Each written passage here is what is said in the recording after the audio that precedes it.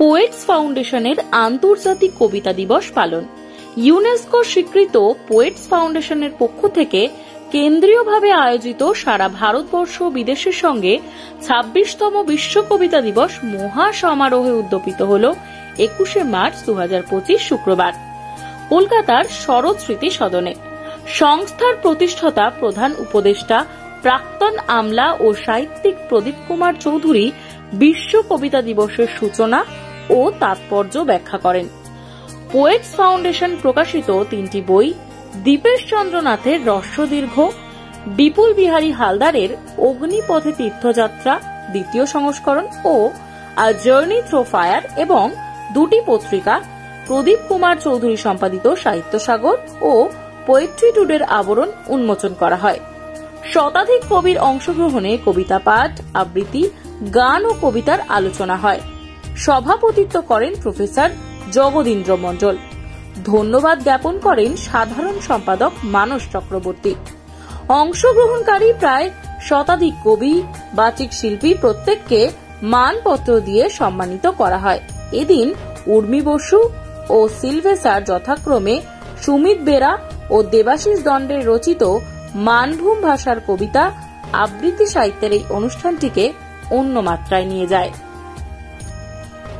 আমার সকল হার কোনোদিনও দেখায়নি কোনো অধিকার, আমার অসুখে ফেলেছে চোখের জল, আমার হতাশায় পড়েছে কপালে চুম্বন, ছায়া হয়ে থেকেছে সারাক্ষণ, আমি দেহ হলে সে যেন আত্মার মতন। কারণ আপনারা দেখেছেন যারা নৃত্যশিল্পী তাদের স্থান আছে, যারা গায়ক তাদের স্থান আছে, যারা চিত্রশিল্পী তাদের স্থান আছে, কিন্তু যারা কবিতা পাঠ করে একটা কেমন যেন তার ছিল ও কবি, ঠিক আছে। কারণ রবীন্দ্রনাথ ঠাকুর কবে কবি হয়েছিলেন এইরকম কবি তো আর আসেননি, তার মধ্যে হয়তো আরো প্রতিষ্ঠিত কবি ছিলেন, কিন্তু এই কবিতা পাঠের ব্যাপারটাই সমাজে কিন্তু এখনো স্থান পাইনি। আমরা পোয়েটস ফাউন্ডেশনের জন্ম হয়েছে ১৯৯৬ সালে।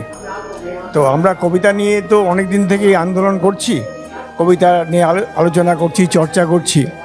তো তখন আমার মনে হয়েছিল আজ থেকে প্রায় ৪০-৪৫ বছর আগে, মানে আমি আমার অগ্রজ কবিদের জিজ্ঞেস করতাম, জানতে চাইতাম যে কবিতার কোনো দিবস নেই কেন, যেহেতু ৩৬৫ দিনের মধ্যে বিশ্ব খাদ্য দিবস, বিশ্ব পরিবেশ দিবস, বিশ্ব নারী দিবস ইত্যাদি অনেক দিবস আছে, কবিতা কি এতই অবহেলিত?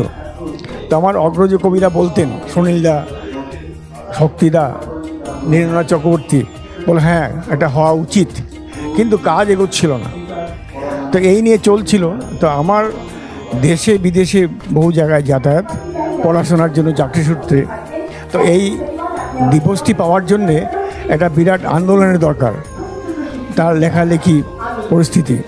তো আমি প্রায় ১৫ থেকে ১৮ বছর লড়াই করে, শুধু ভারতবর্ষের কবিতা না, কারণ এটা পেতে গেলে ইউনেস্কোর স্বীকৃতি পাওয়া, তার মানে ইউনেস্কোর অধীনে তখন প্রায় ১৯৫-৯৬টি দেশ ছিল, তাদের সবাইকে জড়ো করে নিয়ে এটা করতে হয়েছিল।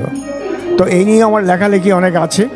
এটা খুবই সহজ ছিল না, তা নিয়ে সবাইকে জড়ো করা, মতের মিলিত একটা স্বর তৈরি করা, কী নিয়ে আমরা দাবি সনদ তৈরি করব।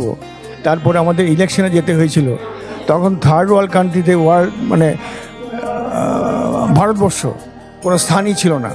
তখন আফ্রিকান কান্ট্রি, মিডল ইস্টের কান্ট্রি, সাউথ এশিয়ার কান্ট্রিকে সেই সবাইকে নিয়ে আমরা আলটিমেটলি ২০০০ সালে এই স্বীকৃতি পেয়েছিলাম। তো তারপর থেকে প্রতি বছর এটা হয়ে আসছে। যেহেতু ভারতবর্ষে এবং তার অন্যান্য দেশের মধ্যে আমরা প্রধান এই দিবসটি পালন শুরু করি, তো পরবর্তীকালে এটা এখন অনেক সংস্থাই এটা করছে এবং তার জন্যে বলা আছে এই দিনে কবিতার একটি বিশেষ স্থান পাওয়ার জন্যে কবিতাকে আগে তুলে দিতে হবে। এই অনুষ্ঠানে আমরা যেমন কবিতা পাঠ, কবিতার গান, কবিতার আবৃত্তি, কবিতা নিয়ে আলোচনা, কবিতার বই প্রকাশ ইত্যাদির মাধ্যমে এই দিনটিকে উদযাপন আমরা করি। এবং ইউনেস্কোর নির্দেশ অনুযায়ী এই আমাদের সংস্থা ছাড়া আরও ৪০-৫০টি সংস্থায় কলকাতায় এটা অনুষ্ঠিত হচ্ছে এবং প্রতি বছরই ইউনেস্কোর কথা অনুযায়ী, নির্দেশ অনুযায়ী আরও 4-5টি সংস্থাকে আমাদের প্রতি বছর বাড়াতে হয়। স্কুল, কলেজ, পাড়ার ক্লাব, সংগঠন তারা যেন একইভাবে এই দিবসটি উদযাপন করে। ভারতবর্ষে যেহেতু আমরা অগ্রণী সংস্থা এবং ভারতবর্ষের 17টি রাজ্যে আমাদের শাখা আছে, বিদেশি 10টি রাজ্যে আমাদের শাখা আছে, এই জন্যে আমরা কেন্দ্রীয়ভাবে এখানে করি। এই ভারতবর্ষে যেমন আমাদের ত্রিপুরা শাখা, আসাম শাখা, মণিপুর, আগ্রা, অনেক জায়গায় একই দিনে এটা অনুষ্ঠিত হচ্ছে। বিশ্ব কবিতা দিবস এই জন্যে খুব গুরুত্বপূর্ণ একটা মহৎ দিন, বিশেষ করে যারা কবিতা প্রেমী।